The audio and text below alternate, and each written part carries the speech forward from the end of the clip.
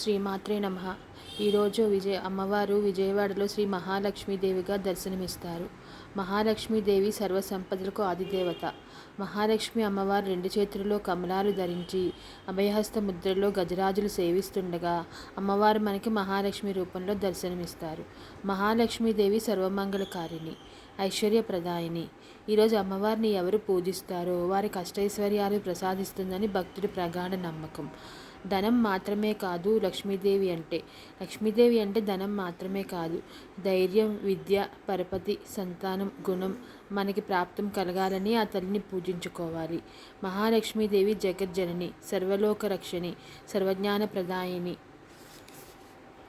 సర్వశక్తి స్వరూపిణి అయిన ఆ తల్లిని భక్తితో ఆరాధిస్తే సిరి సంపదలు, సౌభాగ్యాన్ని ప్రసాదిస్తుంది.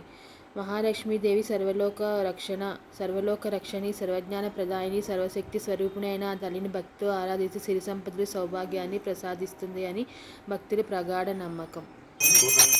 నాతనువు నో తల్లి నీ సేవ కొరకు, నాతనువుతో నీ తల్లి నీ సేవ కొరకు, అర్పించి నోయమ్మ భజన్మ వరకు.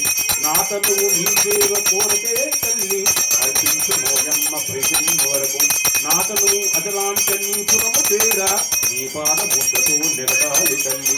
అన్నపూర్ణాదేవి అర్పించుమమ్మ, నా మనవి ఆలించి వినతోమమ్మ.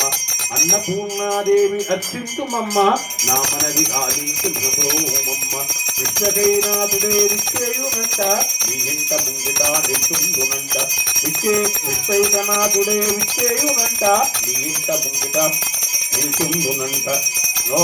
నీ పాదముద్దుతో నెగడాలి తల్లి, నా తనువు ఉదకాంశ నీ చేరు చేరి, నా తనువు ఉదకాంశ నీ చేరు చేరి.